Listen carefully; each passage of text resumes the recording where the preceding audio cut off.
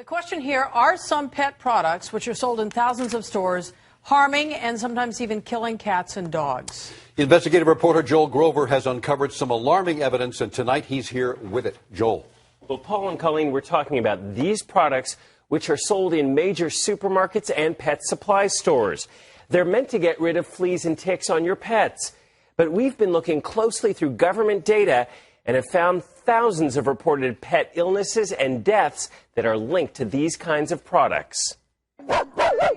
Let's face it, for many of us, pets are like members of the family, which is why it would be so devastating if your dog were to suddenly collapse. Twitching, convulsions, seizures. Or if your cat were to drop dead. I felt like it was my fault because I had applied the product. After you used an over-the-counter pet product, which is approved by the U.S. EPA. Do I want to risk my own cats to that? I have 6, and the answer is no. The products we're talking about are popular flea and tick shampoos or drops.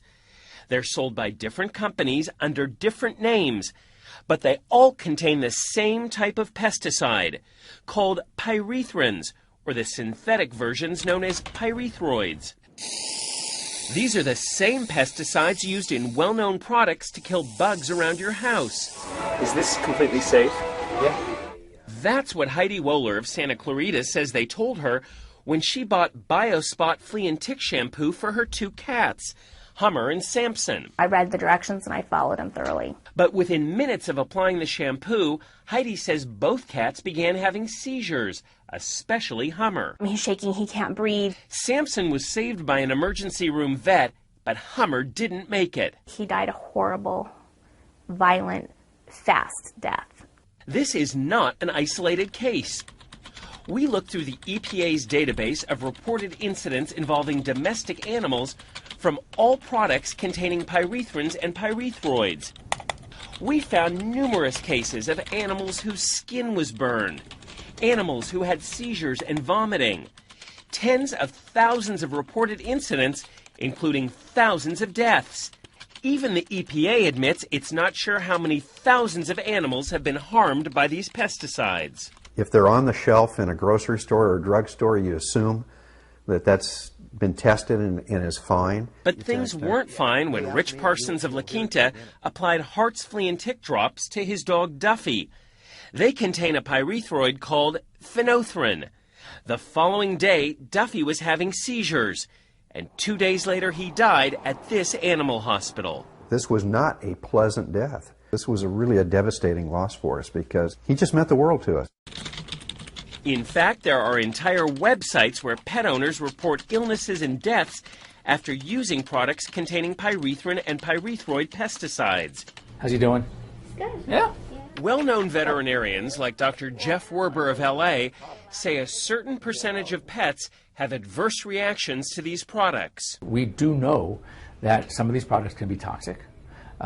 We don't necessarily know to what degree. That's why so many vets and groups like the Humane Society are speaking out against these products. There are absolutely safer alternatives generally across the board. But these companies all insist their products are safe. It's unconscionable. It's unacceptable. When Rich Parsons' dog Duffy died, his vet wrote that it was a reaction to the insecticide in the Hart's drops that contributed to the dog's death. But Hart's brought in its own experts to review the case, and they denied any responsibility, blaming Duffy's death on underlying health problems.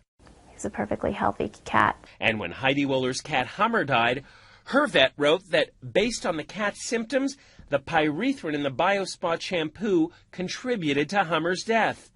BioSpot paid for an autopsy, which we asked Dr. Werber to interpret. Is it possible the shampoo contributed to this cat's death? I think it's highly likely there was a contributory factor to this product and this cat's demise. It needs to be taken off the market. Still, BioSpot's parent company told Heidi in a letter, "We don't believe Hummer's death was a result of using our product." But they never did explain why the cat died. Pets are part of our family, and he trusted me.